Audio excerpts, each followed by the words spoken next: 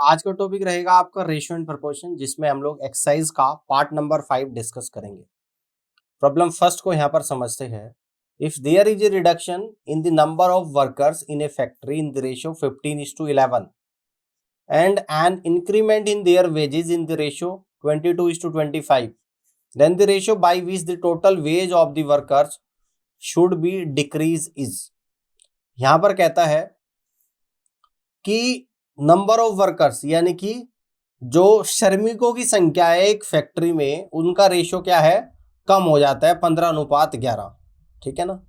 और उनका जो वेजेस है, उनका वेतन है, वो क्या हो जाता है, बढ़ जाता है 22:25, ठीक है ना।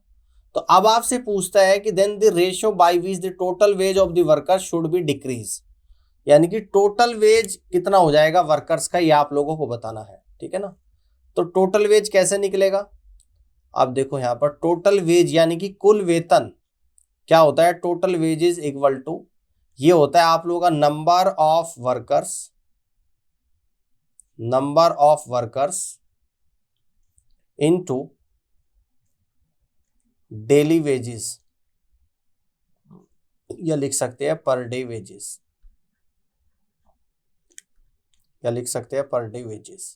यानी कि टोटल वेज जितने लोग हैं और उनको पर डे कितना पैसा मिलता है उस चीज पर निर्भर करता है। तो यहां पर क्वेश्चन में क्या दे रखा कि नंबर ऑफ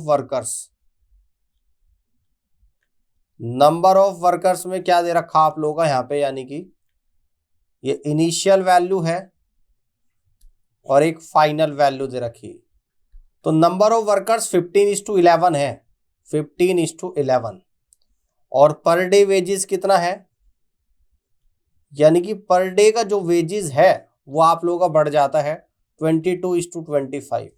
अगर इन दोनों की मल्टीप्लाई करूंगा तो आपका क्या निकल कर आएगा, यानी कि टोटल वेजेस निकल कर आ जाएगा यहाँ पर, जो कि कैसे निकल कर आएगा, 11 से 22 2 टाइम्स, 5 से 15 3 टाइम्स, 5 से 25 5 टाइम्स, 2 इंटू 3 यानी कि 6, और 5 इंटू 1 कितना होता है, 5 होता है। तो यानी आप लोगों का यहाँ पर क्या निकल कर आया, टोटल वेजेस निकल कर आया है 6:5, और यहां से आप लोग कह दोगे कि first is the correct answer of this question. तो total wages of the workers क्या हो जाएगा, 6:5, यानी कि डिक्रीज हो जाएगा। इस तरीके से आप लोग कर सकते हो क्वेश्चन को। अब आगे बढ़ते हैं, प्रॉब्लम सेकंड को यहां पर समझते हैं। In a factory the salary of each worker is increase in the ratio 22:25। एक फैक्ट्री में प्रत्येक श्रमिक की सैलरी 22 से 25 अनुपात हो जाती है, but the number of workers is decrease by 26/3%। The net effect on the salary is, है ना। प्रत्येक व्यक्ति की सैलरी का रेशियो दे दिया और नंबर ऑफ वर्कर्स कह रहा है कि डिक्रीज हो जाता है, तो नेट इफेक्ट बताना कि सैलरी पर क्या पड़ेगा, ठीक है ना। अब देखो टोटल सैलरी किस चीज पर निर्भर करती है, यानी कि टोटल सैलरी कब बनेगी, total salary equal to number of workers into salary of each workers, ठीक है ना, सैलरी ऑफ ईच वर्कर्स। तो देखो नंबर ऑफ वर्कर्स क्या दे रखा आप लोगों को, नंबर ऑफ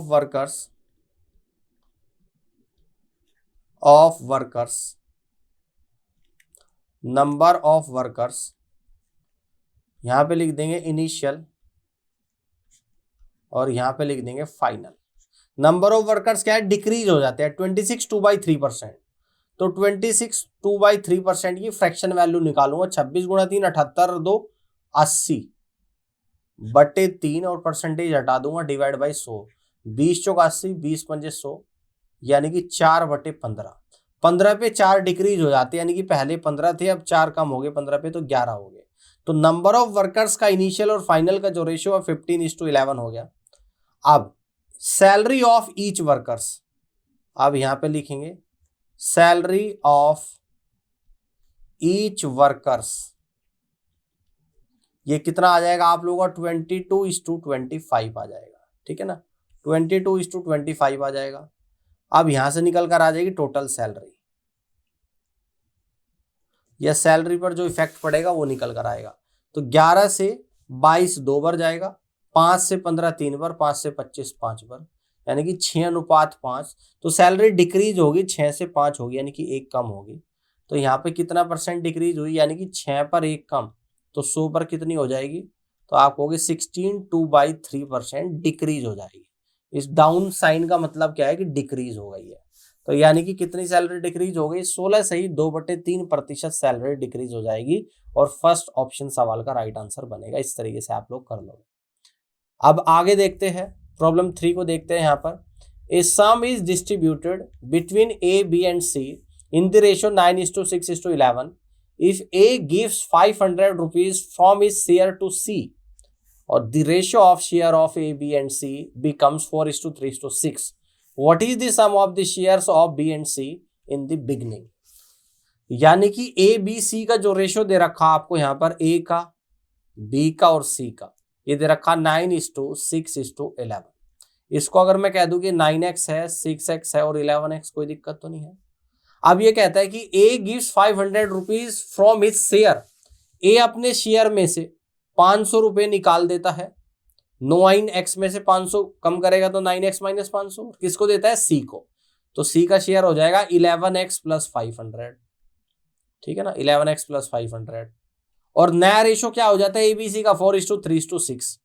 अब देखो यहां पर जो बात कर रहा हूं मैं A/C की कर रहा हूं, तो A/C का जो रेशियो है 4/6 हो जाता है। ये बात समझ में आई भाई। A का पहले जो वैल्यू थी हमने क्या मान ली, 9x 6x 11x। तो पहले 500 रुपए A निकाल रहे और C को दे रहा, तो A के 500 कम हो गए 9x माइनस 500 और C में 500 जुड़ जाएगा, तो C के हो जाएंगे 11x प्लस 500, ठीक है ना। तो A और C का रेशियो आ जाएगा। अब कह रहा है कि A और C का जो न्यू रेशियो है 4:3:6 है, तो A और C का रेशियो यहां से कितना आएगा, 4:6 आ जाएगा। आप देखो 2 से 4 2 टाइम्स, 2 से 6 3 टाइम्स, क्रॉस मल्टीप्लाई करेंगे तो 27x minus 1500 equal to 22x और प्लस का 1000। तो x वाले टर्म एक तरफ ले जाऊंगा और इसको यहां पर ले जाऊंगा, यानी 5x इक्वल टू 2500 आ गया। और 5 से 2500 500 टाइम्स, x बराबर 500 आप लोगों का यहां पर आ गया, ठीक है ना। अब आपसे क्या पूछता है कि what is the sum of the share of B and C in the beginning. तो बी एंड सी का सम बताना है, शुरुआत में कितना था। Sum of B and C in beginning, ठीक है ना, in beginning.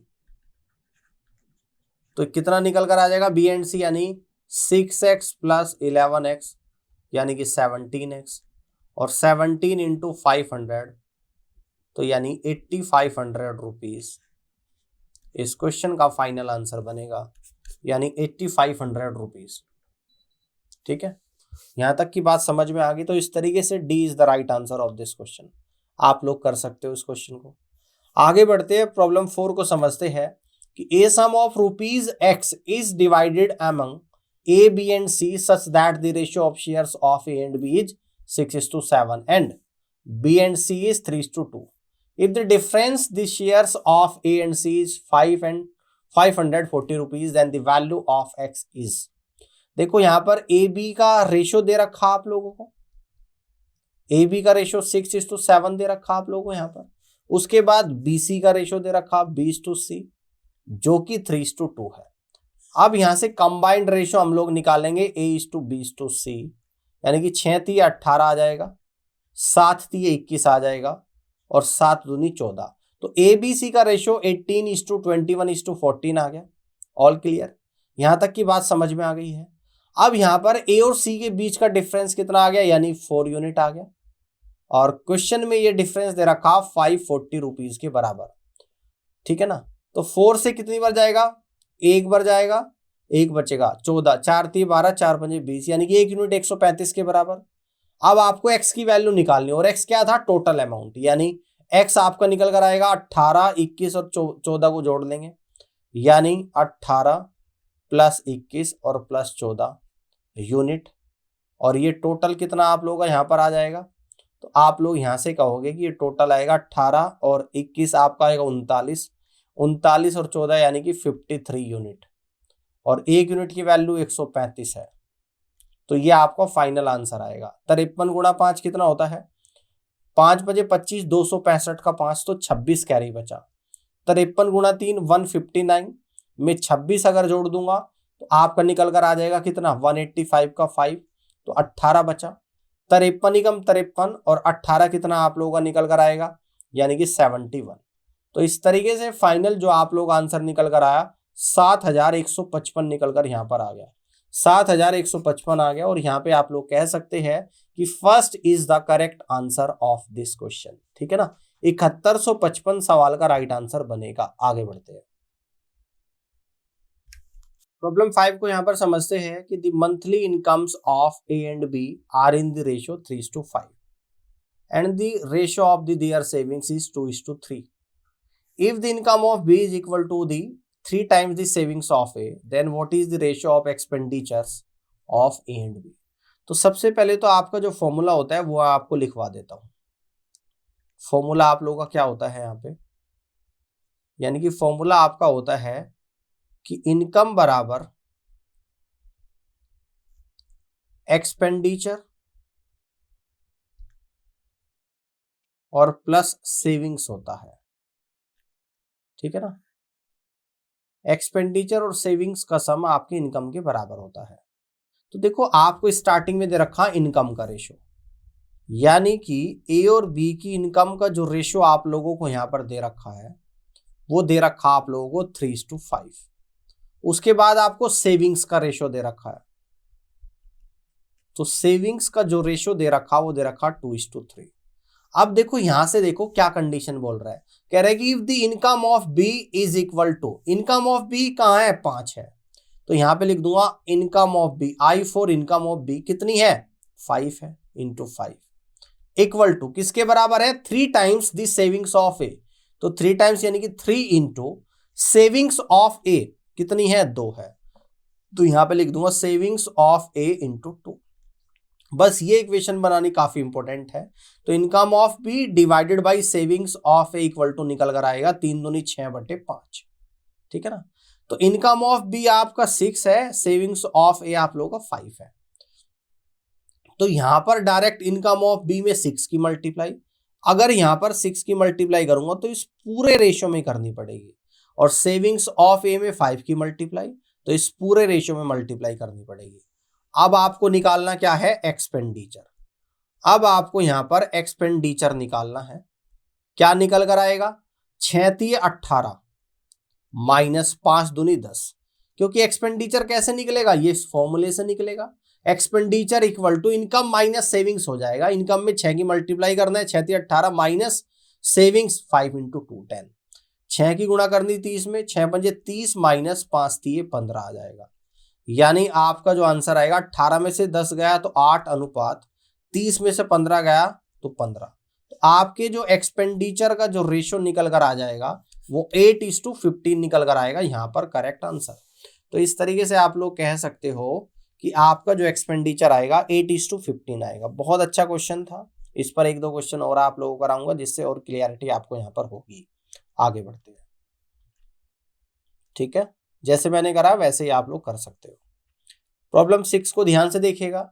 The ratio of the monthly incomes of X and Y is 5:4 and that of their monthly expenditure is 9:7. If the income of y is equal to the expenditure of x, then what is the ratio of savings of x and y? तो formula तो वही है आप लोगों का जो last slide पर बताया था लास्ट क्वेश्चन में, कि इनकम बराबर क्या होता है आप लोगों का? एक्सपेंडिचर और प्लस सेविंग्स होता है। ठीक है ना, अब आपको स्टार्टिंग में इनकम का रेशो दे रखा, यानी कि इनकम का रेशो दे रखा किस किस की? एक्स की और वाई की, और रेशो आपको दे रखा 5:4। इसके बाद एक्सपेंडिचर का रेशो दे रखा, एक्सपेंडिचर का रेशो दे रखा है, और कितना दे रखा? यानी कि 9:7 दे रखा। अब यहां से एक कंडीशन बोल रहा है कि द इनकम ऑफ वाई, तो इनकम ऑफ वाई कितनी है आप लोगों की? 4 है। किसके बराबर है? एक्सपेंडिचर ऑफ एक्स, तो एक्सपेंडिचर ऑफ एक्स कितनी है आप लोगों की? 5 है, 9 है सॉरी। इनकम ऑफ वाई यानी कि 4 है, तो आई फॉर इनकम, आई वाई का मतलब है इनकम ऑफ वाई कितनी है 4 है, equal to expenditure of X तो कितनी है 9 है, तो E for expenditure X for X, expenditure of X कितनी है 9 है। तो यहां से आपका income of Y divided by expenditure of X equal to 9/4 निकल कर आ गया। तो इनकम ऑफ वाई में तो 9 की मल्टीप्लाई, तो इनकम ऑफ वाई यानी कि इसमें 9 की मल्टीप्लाई जब करूंगा तो पूरे रेशियो में मल्टीप्लाई होगी, और एक्सपेंडिचर ऑफ एक्स में 4 की मल्टीप्लाई, तो यहां पर भी पूरे रेशियो में मल्टीप्लाई होगी। अब आपको ये पूछ रहा है कि सेविंग्स का रेशियो निकाल कर बताओ, तो सेविंग्स कैसे निकलेगी इस फॉर्मूले से, यानी कि इनकम में से एक्सपेंडिचर को माइनस कर देना, सेविंग्स निकलेगी। तो 9 बजे 45 माइनस 9 चौक 36 इस टू 9 चौक 36 माइनस 4 सते 28, तो आपका जो रेशियो निकलेगा 45 में से 36 जाएगा तो 9 अनुपात, और 36 में से 28 जाएगा तो 8 आएगा, यानी कि आपकी सेविंग्स का जो रेशियो निकल कर यहां पर आ जाएगा 9:8 निकल कर आएगा। और जिस तरीके से आप लोग कह सकते हो कि D is the right answer of this question. कुछ क्लियरिटी हुई? 2 क्वेश्चन सेम कॉन्सेप्ट पे मैं करा चुका, मोस्ट इंपोर्टेंट क्वेश्चन है, एग्जाम में पूछा जाएगा भाई। आगे बढ़ते हैं, और ये क्वेश्चंस भी सारे आपके पेपर पे आए हुए हैं। प्रॉब्लम 7 को यहाँ पे समझते हैं कि the ratio of income of 2 person is 5:3 and that of their expenditures is 9:5। If they save ₹1300 and 900 rupees respectively, their incomes are. देखो यहां पर सबसे पहले 2 पर्सन की इनकम का रेशियो दे रखा है, ध्यान से समझना, यानी कि 2 पर्सन है, एक को फर्स्ट कह देता हूं दूसरे को सेकंड। इनकी इनकम का रेशियो दे रखा 5:3। इसके बाद इनके एक्सपेंडिचर का रेशियो दे रखा है, और एक्सपेंडिचर का क्या रेशियो दे रखा, वो दे रखा 9:5 दे रखा है, ठीक है ना। अब एंड में क्या बोल रहा है कि जो सेव करते हैं, यानी कि ये दोनों कितनी सेविंग्स कर रहे हैं, तो यहां पर दे दिया कि पहला तो करता है 1300 रुपए की सेविंग्स और दूसरा करता है 900 रुपए की सेविंग्स। अब हम लोग क्या करेंगे, क्रॉस प्रोडक्ट मेथड से इस क्वेश्चन को सोल्व करेंगे। कैसे करेंगे, 5 की मल्टीप्लाई 5 में 25 और 9 की मल्टीप्लाई 3 में 27। 25 और 27 के बीच का अंतर कितना होता है, 2 यूनिट, तो इस अंतर को यहां पर लिख देंगे। अब 9 की मल्टीप्लाई 900 में, तो 9 नाम 8100 रुपए, और जी 5 की मल्टीप्लाई 1300 में, यानी कि 6500 रुपए, और इन दोनों का डिफरेंस आप लोगों को लेना होता है, यानी कि डिफरेंस में पॉजिटिव वैल्यू लेंगे। तो 8100 में से 6500 अगर आप लोगों का जाएगा तो 1600 रुपए निकल कर आ जाएगा। तो इस 2 यूनिट के बराबर कर देना 1600 रुपए, और 2 से 1600 कट कर देना तो 800 रुपए, यानी कि 1 यूनिट 800 के बराबर। तो इनकी इनकम बतानी है, तो इनकम क्या है 5 यूनिट की वैल्यू, तो 5 गुणा 800 कितना आ जाएगा, 5 गुणा 800 यानी कि यहाँ यहीं से मैं निकाल दूंगा, ये कितना आएगा 4000 रुपये, और 3 गुणा 800 यानी कि 2400 रुपये। तो आपका यहाँ पर इनकम निकल कर आई फर्स्ट एंड सेकंड की 4000 एंड 2400, और इसी तरीके से आप लोग कहेंगे कि फर्स्ट ऑप्शन सवाल का करेक्ट आंसर यहां पर बनेगा। बात समझ में आ गई? चलिए जी आगे बढ़ते हैं, ठीक है। प्रॉब्लम 8 को यहां पर समझते हैं। The ratio of income of A to that of B is 5:7। A and B save ₹4,000 and 5,000 rupees respectively. If the expenditure of A is equal to 66 2/3% of the expenditure of B, then the total income of A and B। अब देखो यहां पर बोल रहा है कि A का जो एक्सपेंडिचर है, तो यहां पे लिख देंगे हम लोग एक्सपेंडिचर ऑफ A 66 2/3% का मतलब क्या होता है 2/3, किसके बराबर है 2/3 ऑफ एक्सपेंडिचर ऑफ B, ठीक है ना। यानी एक्सपेंडिचर ऑफ A बराबर है 2/3 ऑफ एक्सपेंडिचर ऑफ B, तो यहां से कह देंगे expenditure of A divided by expenditure of B equal to 2/3। Clear है? अब देखो ध्यान से देखिएगा, इनकम के बारे में हम लोग बात कर रहे हैं ए और बी के, तो यहां पे लिख देंगे ए और यहां पे लिख देंगे बी। इनके इनकम का रेशियो है 5:7। इसके बाद इनके एक्सपेंडिचर का रेशियो आप लोगों को यहां पर दे रखा है, अभी जो मैंने निकाला है, कितना निकाला है 2:3 निकाला है। और सेविंग्स के बारे में क्या जानकारी दे रखी है, तो आप कहोगे सर सेविंग्स के बारे में क्या जानकारी है, तो ए तो सेव करता है 4000, बी करता है 5000, तो यहां पे लिख दूंगा 4000 रुपए और यहां पर लिख दूंगा 5000 रुपए। अब क्या करेंगे, क्रॉस मल्टीप्लाई। तो 5 3 15 और 7 दूनी 14, 15 और 14 के बीच का डिफरेंस आ जाएगा आप लोगों का 1 यूनिट, ठीक है ना। अब 2 की गुणा 5000 में 10,000 और 3 की गुणा 4000 में 12,000, 10,000 12,000 के बीच का अंतर यानी कि 2,000 रुपए। तो 1 यूनिट 2,000 के बराबर। तो आपसे कहता है कि total income of A and B तो कितनी है, 5 और 7 यानी कि 12 यूनिट। तो यहां से हम लोग कह देंगे total income of A and B, यहीं पे लिख देता हूं, तो 12 यूनिट है। और जबकि 1 यूनिट की वैल्यू कितनी है, 2,000, तो 12 गुणा 2,000, आपका फाइनल आंसर जो निकल कर आएगा यानी 24,000 रुपए यहां पर निकल कर आ जाएगा, 24,000 रुपए, ठीक है ना। तो इस तरीके से 24,000 rupees, that means C is the correct answer of this question. 24,000 रुपए इस क्वेश्चन का बिल्कुल सही जवाब यहां पर बनेगा। आगे बढ़ते हैं। अब प्रॉब्लम 9 को यहां पे समझते हैं कि the ratio of incomes of A and B last year was 4:3 respectively. A और बी के पिछले साल की आय का अनुपात 4:3 था। The ratio of their individuals income of the last year and the present year are 3:4 and 5:6 respectively. अब यहां पर ये बोल रहा है कि ए और बी के पिछले साल और इस साल के अलग अलग, ए का तो रेशियो 3:4 है और बी का 5:6 है। If their total income for the present year is 8,04,000 rupees, जबकि ए और बी के वर्तमान साल की जो आय है वो कितनी है, कुल आय 8,04,000 है। Then the income of B last year, तो बी की इनकम पिछले साल की आप लोगों को बतानी है। चलिए यहां पर करना स्टार्ट करते हैं। तो देखो यहां पर दे रखा आप लोगों को ए और बी का रेशियो दे रखा 4:3। कब का रेशियो है, लास्ट ईयर इनकम, इनकी लास्ट ईयर इनकम का रेशियो आप लोगों को दे रखा 4:3, देखो यहां पर, ठीक है ना। जबकि इनकी इंडिविजुअल लास्ट ईयर और प्रेजेंट ईयर का रेशियो 3:4 5:6 है। अगर एक अलग से बात करें हम लोग इनकम का, एक तो लास्ट ईयर है और एक प्रेजेंट है। ऐसे अगर बी की हम लोग बात करें तो एक तो लास्ट है बी का और एक बी का आप लोगों का प्रेजेंट है, ठीक है ना। एक है 3:4, एक है 5:6, ये है 3:4 और ये है आप लोगों का 5:6, ठीक है ना। अब देखो लास्ट से अब मुझे टोटल इनकम दे रखी प्रेजेंट ईयर की, समझना, टोटल इनकम दे रखी प्रेजेंट ईयर की मुझे। अब हम लोग क्या करेंगे, लास्ट से प्रेजेंट में कितने का इंक्रीमेंट है, 1 का है, यानी कि टोटल 3 पर 1 बढ़ रहा है टोटल इंक्रीमेंट। यहां पर हम लोग देखेंगे 1 बढ़ रहा है यानी कि 1/5 इंक्रीज हो रहा है, ठीक है ना। समझ में आई बात। अब देखो अगर इसको मैं इंक्रीज करूं कितना, 1/3, और इसको मैं इंक्रीज करूं 1/5, तो कितना आएगा, 4 + 4/3 आ जाएगा, और इस 2 यानी कि 3 + 3/5 आ जाएगा, ठीक है ना। सोल्व करेंगे तो 3 चौक 12 4 16/3 आ जाएगा, और 5 3 15 और 3 18/5 आ जाएगा।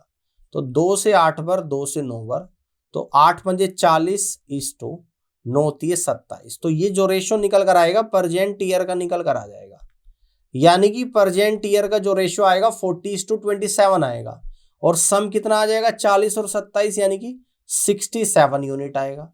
और प्रेजेंट ईयर का दोनों साल की इनकम का सम कितना है, 8,04,000 रुपए है, ठीक है ना। क्लियर है, 8,04,000 रुपए है, बात समझ में आ रही है। अब पूछता क्या है आपसे, आपसे पूछता है कि पिछले साल बी की इनकम बताओ, पिछले साल बी की इनकम बताओ। तो सबसे पहले तो बी की प्रेजेंट ईयर की इनकम निकाल लो। तो सबसे पहले आप लोग यहां पर निकालना 27 यूनिट। अब देखो कितने निकल कर आ जाएगी, तो ये निकल कर आएगी 8,04,000, 8,04,000 डिवाइडेड बाई 67 इंटू 27। तो 67 कम 67, 67 से 12,000 बार चला जाएगा, तो आप लोगों का कितना यहां पर निकल कर आएगा, यानी कि 27 गुणा 12,000 रुपये आप लोगों का यहां पर निकल कर आ जाएगा बी की प्रेजेंट ईयर की इनकम। यानी कि ये निकल कर आएगी बी की प्रेजेंट की इनकम 6 यूनिट की वैल्यू आपकी, यानी कि निकल कर आ गई। तो इसका मतलब 6 यूनिट की वैल्यू कितनी है, 27 गुणा 12,000 है, और 6 से कितनी बार जाएगा आप लोगों का, 2,000 बार। तो 1 यूनिट 27 गुणा 2,000 यानी कि 54,000 आ गया टोटल।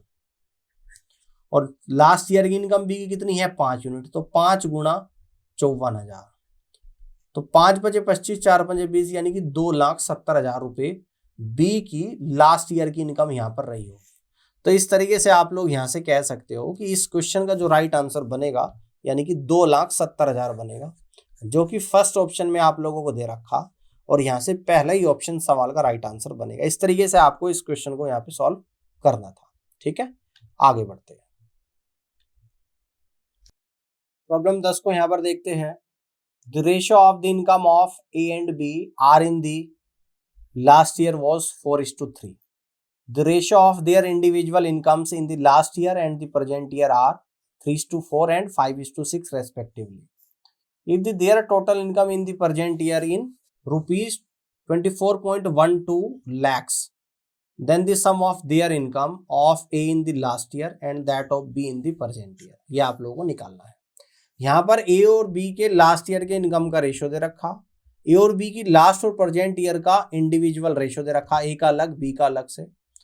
प्रेजेंट ईयर की इनकम ए और बी का टोटल सम है 24,12,000 रुपए। अब आपसे पूछता है कि सम बताना है आपको ए की लास्ट ईयर की इनकम और बी की प्रेजेंट ईयर की इनकम का। ठीक है ना, चलिए इस क्वेश्चन को करते हैं। तो यहाँ पर ए और बी का रेशो दे रखा 4:3। ये कब का रेशो है, यानी कि लास्ट ईयर की इनकम का रेशो है। अब ए का और बी का अलग अलग भी आप लोगों को इंडिविजुअल रेशो दे दिया, एक तो लास्ट का और एक प्रेजेंट का, एक तो लास्ट ईयर का एक प्रेजेंट ईयर का। यहां पे लिख देते हैं प्रेजेंट। ऐसे ही बी के बारे में जानकारी दे रखी है, क्या दे रखी, लास्ट ईयर और प्रेजेंट ईयर, लास्ट ईयर और प्रेजेंट ईयर। अब देखो कितना दे रखा है, ए का 3:4 है, बी का 5:6 है। ए का 3:4 है, बी का 5:6 है। 3 से 4 हो रहा है यानी कि 1 बढ़ रहा है, यानी कि 3 पर 1 बढ़ रहा है। 5 से 6 हो रहा है यानी कि 1 बढ़ रहा है, इसका मतलब 5 पर 1 बढ़ रहा है। तो इसको अगर मैं बढ़ा दूं, 4 को बढ़ा दूं 1/3, ए की बात कर रहा हूं, और बी की अगर बात करूंगा तो कितना बढ़ाऊंगा यहाँ पर 1/5, तो कितना आएगा 4 + 4/3 आ जाएगा, और ये आप लोग आ जाएगा 3 + 3/5 आ जाएगा। ठीक है, तो 3 चौक 12, 4 16/3 आ गया। इस तो 5 से 15, 3 18/5 आ गया। 2 से 8 बर और 2 से 9 बर, तो 9 8 पंजे 40 अनुपात 9 × 27 आ गया। और ये किसका रेशो आ गया, प्रेजेंट ईयर का। किस का रेशो आ गया प्रेजेंट ईयर का, ए और बी का। इन दोनों का सम कितना आएगा, 40 और 27 यानी कि 67 यूनिट। और ये बोल रहा है कि प्रेजेंट ईयर का ए और बी के इनकम का सम 24,12,000 रुपए है, यानी 67 यूनिट की वैल्यू 24,12,000 24.12 लैक्स के बराबर है। ठीक है ना, तो अब यहां से हम लोग क्या कर लेंगे, यानी कि एक तो 1 यूनिट की वैल्यू निकाल लेंगे। तो 1 यूनिट की वैल्यू निकल कर आएगी, 24,12,000 को कैसे लिखा जाएगा, 24.12 लाख, काई धाई सैकड़ा हजार 10,000 लाख 10 लाख, और इसको डिवाइड कर देंगे 67 से।